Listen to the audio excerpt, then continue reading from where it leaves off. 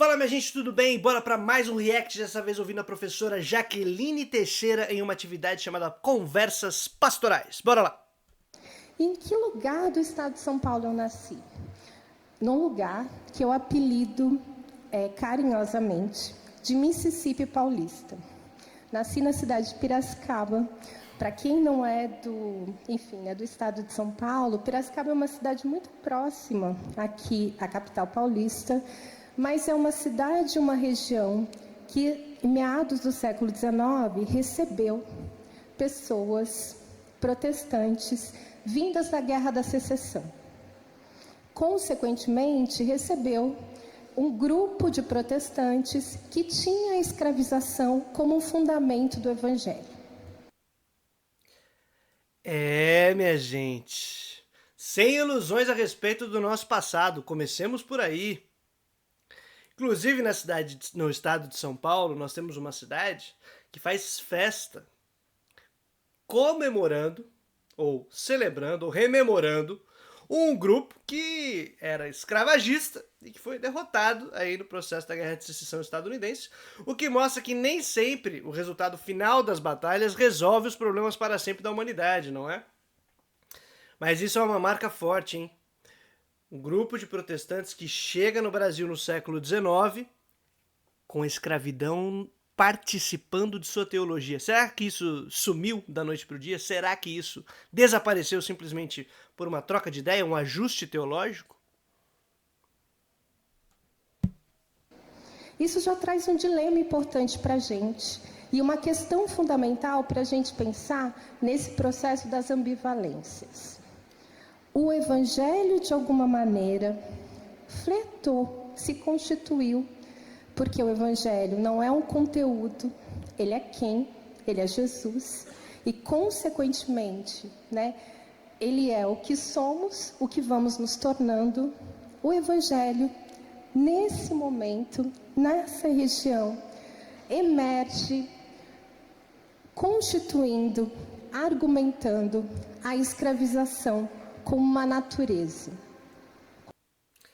Cara, é isso. Ó, Jaque é fantástica. Eu conheci o trabalho dela uma vez num grupo de estudos, grupo de pesquisa sobre pentecostalismo.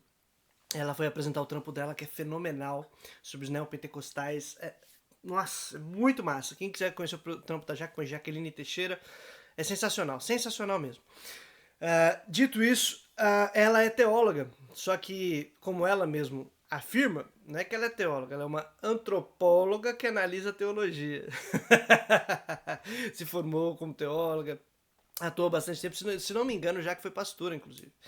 Mas está apresentando esse trampo aí e fazendo essa discussão sobre o evangelho de um ponto de vista bastante antropológico e crítico, e isso é muito massa. E o que ela comentou aí, eu estou muito fechado nesse sentido de que uma religião, um conteúdo, uma mensagem, ela é feita por nós. Ela não tem uma essência solta no ar. É o que nós fazemos dela. Então, se chega um evangelho que naturaliza a escravização, este evangelho, não é que ele não é o evangelho, é o que fizemos dele. E aí é responsabilidade nossa. Saca? Esse é o negócio. Eu vou colocar aqui na descrição um livretinho que a gente pôde publicar, que é o Fascismo como Religião. Em um dos capítulos, eu falo, o fascista no domingo também vai na igreja. É isso. Aí você fala, não, mas ele não é crente de verdade. Meu irmão, a gente é aquilo que a gente faz de nós mesmos. Então, não tem uma essência no além esperando para julgar as coisas. Nós somos aquilo que fazemos de nós mesmos, o que nos coloca em uma responsabilidade constante sobre o que estamos fazendo.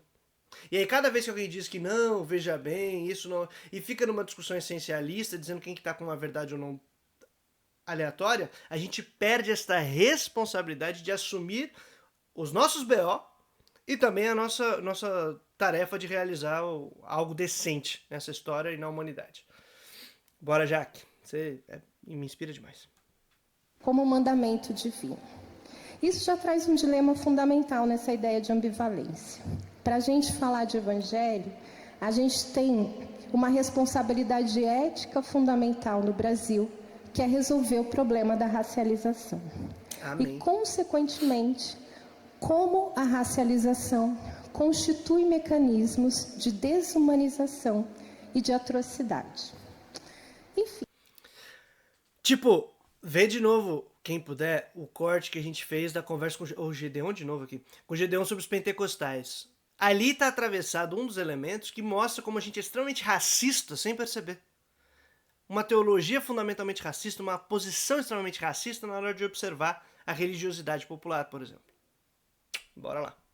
Enfim, nasci então no Mississippi paulista, como uma pessoa, né, de um casamento interracial. Eu sou uma mulher negra de pele clara, mas que, apesar de ter a pele clara, sofreu desde muito cedo o racismo, exatamente por ter nascido numa região muito branca do estado de São Paulo, né? Se a porcentagem de população negra no estado de São Paulo é de 37%, nessa região do estado de São Paulo, a população negra ela baixa para 29, 30%. Então, você tem uma quantidade ainda menor de pessoas negras. Meus pais, antes de eu nascer, se converteram numa igreja batista. A minha mãe se converteu na primeira igreja batista aqui de São Paulo. Minha mãe era uma empregada doméstica que era analfabeta. A minha mãe tem uma trajetória de vida que, desde a sua infância, ela então é levada para as casas para realmente trabalhar no serviço doméstico. Ela chega em São Paulo nesse contexto, né, de alguém que vem como babá de crianças brancas, analfabeta. E ela encontra, então, na Igreja Batista, um curso de Mobral, que se chamava Mobral na época. Hoje a gente... Cara, que forte. Infelizmente, essa reprodução de relações de escravidão, né? Trazer uma pessoa para trabalhar na sua casa, sem acesso, sem condições, sem... Pô, mano, esse bagulho marcou e marca gente pra caramba até hoje. Isso é muito... Não tem nem palavra. Agora, me impressionou na hora que ela falou da primeira igreja batista aqui de São Paulo, porque quem não conhece, ela fica numa região muito central em São Paulo, na frente à Praça Princesa Isabel, próximo ao território que muitas vezes foi apelidado de Cracolândia, né? Que era uma região no século XIX e começo do século XX, até metade do século XX mais ou menos, muito, muito, muito, muito importante. Gente rica, classe média alta, elite, porque está bem no coração da cidade de São Paulo. Aí é curioso, né? A conversão nesse espaço de uma pessoa trabalhando como doméstica na casa das pessoas. Cara, aí a gente já tá vendo aí um emaranhado de situações curiosas. Bom, um dia eu tô terminando de fazer um cuidado com o levantamento de umas pesquisas que eu pude fazer, de entrevistas com pessoas, e eu entrevistei uma senhora, também doméstica, que começou a trabalhar como empregada doméstica e diarista, tal, não sei o que lá, não faz muito tempo, foi por uma questão muito particular. E, cara, nessa trajetória dela, ela sempre trabalha na casa de pessoas brancas, também religiosas. A igreja, às vezes, é exatamente essa mediação entre o patrão e a empregada. Mas aí, cara, olha o que está atravessando nessa brincadeira. É o patrão, a empregada, mediado pela igreja. E aí a igreja seria um trabalho, mas é um trabalho ao mesmo tempo que é um trabalho de alto grau de exploração. Mas ao mesmo tempo é uma confusão que a gente tem que vivenciar, e acho que isso que a Jaque está trazendo, inclusive com essa ideia de ambivalências, ou seja, são questões que são ali, não é só contraditório que você tem que eliminar, você tem que entender esse processo e ver quais são as raízes, quais são as questões e como a gente coordena esse negócio todo, vivencia essa experiência toda e vai limpando o terreno, né, da nossa própria cabeça cheia de preconceito e da realidade social com problemas graves e sérios. Mas é forte isso aí, Bora, Jaque, valeu. Chama de EJA. Foi se alfabetizando a partir da Bíblia que a minha mãe, uma mulher negra, consequentemente, numa igreja majoritariamente branca, aprende a ler, aprende a interpretar a Bíblia constitui uma relação com Deus e com isso consegue alterar uma trajetória que estava meio que predestinada para ela. O celibato das mulheres negras que trabalhavam como domésticas. A minha mãe se casa na Igreja Batista e, consequentemente, isso permite com que ela, de alguma maneira, consiga desenhar uma outra trajetória. Ambivalência.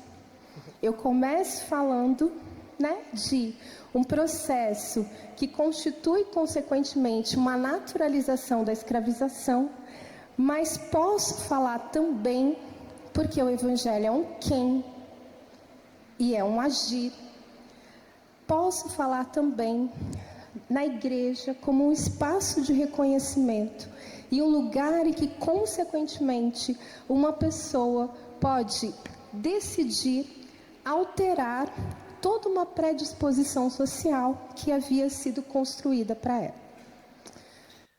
Reconhecimento é um negócio que não entra em estatística, né? Mas ele é fundamental, ele é tão importante, e esses recursos sociais que são possibilitados por uma instituição religiosa, uma organização, e que impressionam muitas vezes o pessoal de classe média, e que não está acostumado, né, com essa vivência na periferia e tal, que é a famosa frase: a igreja está onde o Estado e o mercado não chegam, né? Isso é muito forte, porque acho que eu comentei num outro react também, essa trajetória, por exemplo, do meu avô, mesma fita, meu avô paterno. E você tem esse tipo de coisa. A igreja se torna esse potencializador, esse espaço de reconhecimento, de você ser reconhecido como pessoa, com dignidade e tal. Isso é transformador. Só que, ao mesmo tempo, sob relações, às vezes, de dominação direta, de controle e tal. E você tem trocas aí que você tem vantagens e desvantagens e tudo mais. Um dia, quem sabe, eu vou fazer um react sobre um outro pesquisador que vem de classe média, uma trajetória completamente distinta da Jaque. De classe média, branco, homem e tal, pipi, popopó, também antropólogo e tal, que aí se impressiona que o pobre resiste, que a gente se organiza e se a gente sobrevive, a gente altera a trajetória da vida das pessoas porque precisamos sobreviver. E a igreja é um dos mecanismos e um dos espaços que potencializou isso dentro do processo de modernização capitalista do Brasil, né? Só que aí, do ponto de vista de quem é ou muito proselitista para defender a igreja, ou de quem é da classe média que se impressiona que o pobre é capaz de sobreviver, exalta essa relação social num nível que parece que a igreja tem que ser intocável. E que aí as próprias relações de dominação não podem ser criticadas, porque é isso que garante a vida das pessoas, e não é.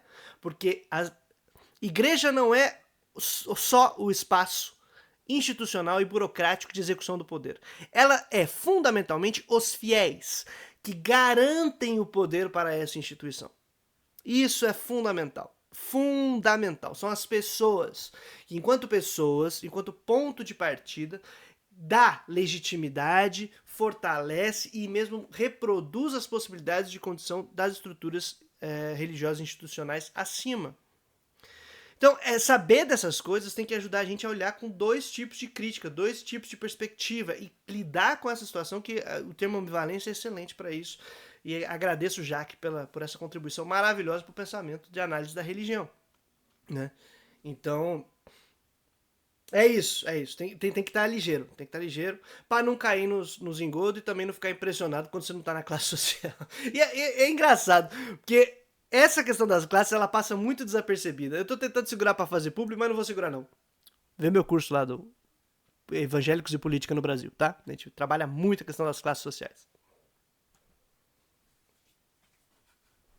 Opa. Computador. Sou então essa pessoa que cresce numa igreja batista do interior de São Paulo. Sempre fui muito missionariazinha, de pregar, de cantar, de evangelizar. Aprendi Libras. E então, desde a adolescência, havia uma questão importante de que eu seria uma missionária. E é assim, consequentemente, que eu chego em São Paulo para cursar teologia e para ser missionária. Nesse processo, então, tem uma questão fundamental. Eu encontro uma série de problemas na teologia, me descubro como uma pessoa feminista, me apaixono por tudo que, de alguma maneira, não estava muito no script a teologia feminista, a teologia da libertação, na época, né, a teologia da missão integral. E com isso... Eu te entendo, Jaque. Teologia feminista, teologia da libertação. Na época, né, teologia da missão integral. Eu sei, todos nós nos frustramos em algum momento. E se você também se frustrou, você sabe por quê. Eu passo a ter, consequentemente, questões para seguir esse projeto que eu tinha, né, de uma vida de ser uma missionária. Com isso, o que vai acontecendo, né, consequentemente, é que eu entro numa crise existencial gigantesca e nessa crise eu entendo que eu preciso seguir estudando. Então tem ambivalência. De alguma maneira, foi a partir da teologia, a partir, né, desse caminho e desse processo de reconhecimento, que eu consigo, eu que fui a primeira pessoa da minha família a concluir o ensino fundamental, eu consigo, consequentemente, entender que eu preciso estudar e consigo, a partir do apoio da igreja, conseguir constituir, elaborar uma possibilidade e um sonho de entrar numa universidade pública, né? Então, as ambivalências estão ali o tempo todo. Consigo entrar na universidade pública, começo, então, a estudar ciências sociais, começo a pesquisar quem? A gente, as crentes. Entro nas ciências sociais querendo muito pensar assim, vou falar de Batista. Porque a gente sempre quer resolver as nossas questões, os nossos dilemas. Sustentar, corporificar uma ambivalência não é fácil. E tem uma questão fundamental que temos que enfrentar no Evangelho, é que alguns de nós corporificam mais a ambivalência do que outros. Para alguns de nós, a ambivalência pesa mais, marca mais, constitui mais. Nesse sentido, então, o que eu acabo fazendo é ir estudar as neopentecostais. Eu sabia que eu já ia ouvir um vixe, né?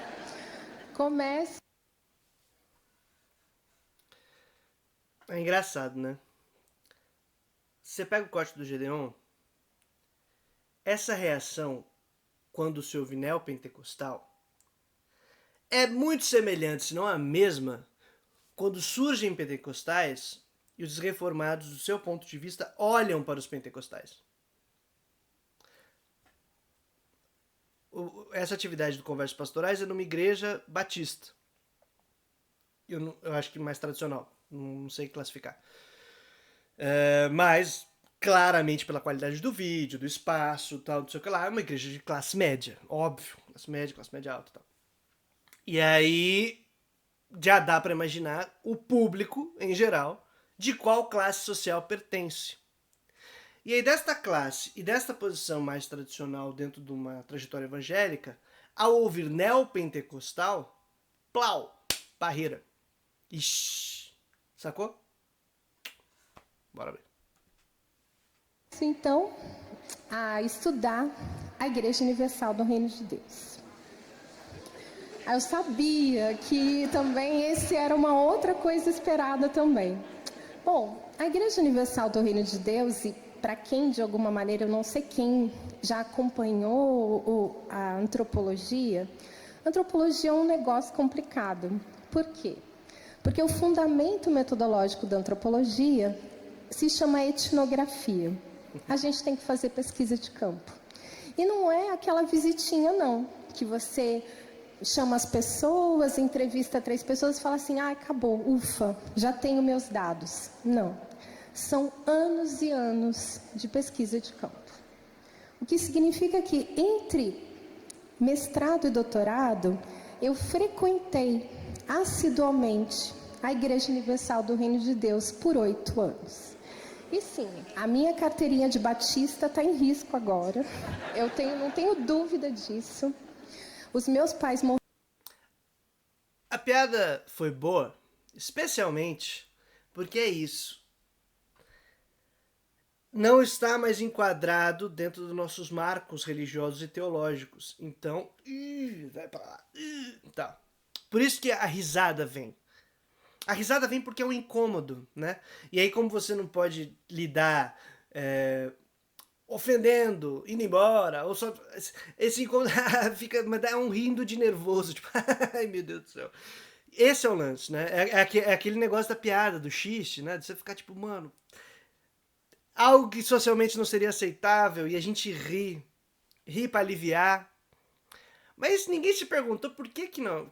Por que tá com isso aí? Qual que é o elefante na sala? Né? O que tá acontecendo aí? Morriam de medo de um dia eu chegar e falar assim, olha, é isso, Edir Macedo é minha vida. Virei, né? Virei realmente neo, sou neo agora, neopentecostal, neoliberal, enfim. Mas Neoliberal. isso não aconteceu.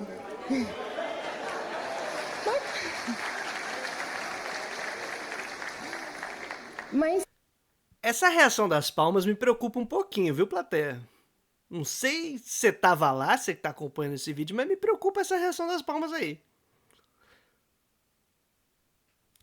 O que tá por trás disso? eu tô trazendo a Igreja Universal para pensar a ambivalência, porque a gente não consegue enxergar o Evangelho na Igreja Universal. Isso é um problema. A gente não devia fazer isso. Porque o Edir Macedo não é Igreja Universal. O Marcelo Crivella não é Igreja Universal. Quem é a Igreja Universal? No censo de 2010, a gente ainda não tem os resultados do censo de 2022 e a divisão por denominação, mas segundo o censo de 2010, a Igreja Universal, ela tinha 72% de quem frequenta mulheres. A igreja 72%. Evangélicos no Brasil é mais ou menos 52%. É uma igreja majoritariamente feminina. Aí a gente vai perceber que realmente entre pastores, entre lideranças, toda a estrutura burocrática, institucional e de execução de poder, não tem mulheres. É homem, branco, os nomes que ela falou aí, dos inomináveis. Mas aí a nossa questão tem que ser se isso é um problema da igreja ou um problema social, um problema da reprodução social brasileira, senão moderna capitalista, patriarcado e todas as relações estruturais de violência e dominação que a gente tem. E aí nessa brincadeira, como a igreja reproduz isso? E nós que somos militantes, militantas, nós que estamos aqui militando, estamos brincando, estamos fazendo uma zoeira, vez por outra falando sério, tirando uma onda, nós que estamos nessa empreitada de querer disputar dentro do nosso ambiente religioso espaços de transformação da realidade social, não podemos perder de vista isso que a Jaque está chamando atenção. É fundamental. Fundamental. Porque o mesmo camarada, a mesma camarada que a gente encontra no busão, é a que está frequentando a igreja. Que está trabalhando e a gente quer que se organize como classe trabalhadora, tá indo na igreja. Você não desmembra essa pessoa. Então, um ataque fortuito à igreja X, à igreja Y, pipipi, papapó, falar os neopentecostais são um problema no mundo. Cara, você tá falando da religiosidade popular também. Então tem que saber articular esse negócio, saber fazer a crítica. Aonde a gente vai bater? Aonde a gente vai apontar? Quem é nosso aliado, quem é nossa aliada? A Igreja Universal é a denominação mais feminina do Brasil. Não existe outra denominação, outra religiosidade, e já vi que cheguei nos 15 minutos, que seja tão feminina como a Igreja Universal. Vocês só deram 15 minutos pra Jaque? Estão de sacanagem. Outro dado importante da Igreja Universal. Ela é a denominação mais negra do Brasil. Se a gente está falando de um público de 72% feminino, e quando a gente vai para alguns estados do país, esse dado aumenta ainda mais, como o Rio de Janeiro, que é onde tem mais mulheres na Igreja Universal, quando a gente vai para o quesito raça, a gente está falando, consequentemente, de que 67% são negros. Cara, isso é mais alto do que, mesma coisa, do que a média nacional evangélica. É muito. Então, é forte esse negócio aí. Análise. Cuidado, minha gente. O dado, né, de evangélicos negros no Brasil, que são a maioria, é 54%. Então, a IURD tem muito mais pessoas negras. Então, quando a gente duvida do evangelho, ao olhar para a IURD, de alguma maneira, a gente está descredibilizando mulheres negras. E ao fazer isso, a gente reconstitui o enquadramento colonial, que vai, consequentemente, desenhar que o evangelho é dos brancos e que pessoas negras têm um lugar específico nesse enquadramento. E o lugar específico é sempre ocupar o lugar da atrocidade. Enfim. Vamos voltar para a risada e para as palmas? É isso. Cara, é não perceber como nós somos entranhadamente marcados por essa, não sei nem usar o nome, demarcação, culpabilização, reprodução colonial, não sei o nome, mas esse negócio de taxar. E aí a gente rasga de cima para baixo, porque olha da nossa posição moral, teológica, essencialmente muito superior, e arrebenta com o que está por fora. E aí você fala, não, mas é que teologicamente a IURD é um problema, papipi, papapó. Sim, teologicamente todas as instituições religiosas são. Todas. Sabe por quê? Porque cada uma defende o seu ponto de partida, o seu ponto de vista, a sua experiência de fé, sua experiência espiritual, sua relação com a Bíblia. E aí a gente pode debater, pode discutir, pode comunitariamente organizar várias coisas. Mas mesmo nesse âmbito do debate e tudo mais, a gente não faz efetivamente uma discussão, uma crítica. O que a gente faz é do ponto de vista da superioridade teológica verdadeira, culpabilizar, negar a fé popular, a religiosidade das pessoas. E sim, se na estrutura de poder da igreja está sendo reproduzida uma relação de dominação direta do pastor sobre os membros, a gente tem que criticar isso. Só que na hora que a gente fizer isso, para criticar Edir Macedo, criticar o Crivella, criticar o sei lá mais quem, como é que é o nome? Esqueci o maluco lá, mas é o pastor presidente da Assembleia de Deus, Belém, lá que anda num carro de 1 milhão e lá, tralalá. Vamos fazer essas críticas? Excelente. Mas quando a gente foge dessa crítica pro âmbito da teologia, sabe o que a gente faz? Bom é seguir aquele outro pastor ali, ó. Porque aquele outro pastor, aquela outra camaradinha ali, daquela igreja legal ali, ele fala as verdades, ele fala coisa séria, não tá explorando a gente, mas mantém a estrutura de dominação, de subserviência, sem discutir a estrutura da igreja, e aí a gente faz o quê? Reproduz, inclusive nas igrejas progressistas, essa mesma relação. Digamos que nas igrejas progressistas fosse maioria de mulheres e pretos. Estariam como membros e os pastores brancos e homens. E reproduzindo uma questão de classe média no topo e a galera empurrada para baixo. Porque a gente não está discutindo essas estruturas e essas relações que são reproduzidas na nossa sociedade como um todo. E aí a gente põe no âmbito teológico, não sei o que lá, e a gente pode daí começar a julgar sem olhar para essas relações sociais e de poder. E aí quando a gente critica uma instituição, critica um movimento, critica não sei o que lá, por ser isso, eu não gosto do neopentecostal porque ele é neopentecostal. Isso aí é teologicamente errado, pipipipopopó. A gente nega a experiência da fé popular das pessoas, o que elas estão vivenciando e a própria estrutura que a gente tanto fica adorando de que a igreja chega onde o Estado e o mercado não tá. Inclusive igreja neopentecostal. Então, minha gente, vamos qualificar esse debate, tá? Vamos botar em outro nível. Pô, já que acabou assim, nossa, ela acabou na fala dela, ela demonstrou como todo mundo dentro daquele espaço, se não todo mundo, a maioria, majoritariamente, reproduziu uma relação de preconceito e que por esse preconceito nega a fé, a experiência e a vida de pessoas que nós muitas vezes dizemos que estamos defendendo. Minha gente, não é mole não. Sim, ambivalências. A gente tem muitos desafios para pensar o Evangelho e a gente tem, consequentemente, esse desafio fundamental de entender que, para viver o Evangelho, para constituir esse quem e esse agir, a gente precisa enfrentar o quanto o nosso Evangelho foi racializado e o quanto a gente segue nessas estruturas racializadoras, porque a gente descredibiliza a vivência de Evangelho de algumas pessoas. É isso. Agradeço muito. Valeu, minha gente. Valeu, Jaque. Grato de coração por inspirar a gente, por criticar a gente, apontar as coisas.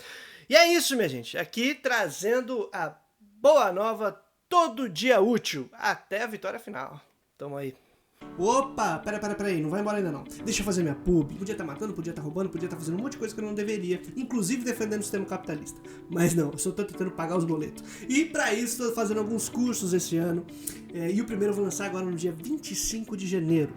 Evangélicos e Política no Brasil. Pra você ter mais informações, saber do que eu tô falando, o link tá aqui na descrição. Vai ser pela plataforma da Hotmart. Serão 3 aulas, cada uma de 1h30 mais ou menos, mais materiais complementares muito bacanas. Beleza? A proposta nesse ano eleitoral é a gente poder ter um conteúdo para analisar e compreender a realidade dos evangélicos no país e sua relação com a política, especialmente a tendência ao conservadorismo. E não só em âmbitos teóricos e tudo mais, mas na questão eleitoral, da reprodução social, das classes sociais. E aí, se você é militante, se você é de esquerda, se você é religioso de esquerda e militante, como eu espero que esse conteúdo possa te ajudar. Não para ter um conhecimento e informação geral, mas também para a gente poder atuar e interpretar o mundo de maneira objetiva, clara, que nos auxilie a agir no mundo, não só assistir o que está acontecendo nele. Beleza? Valeu pela paciência, tamo junto!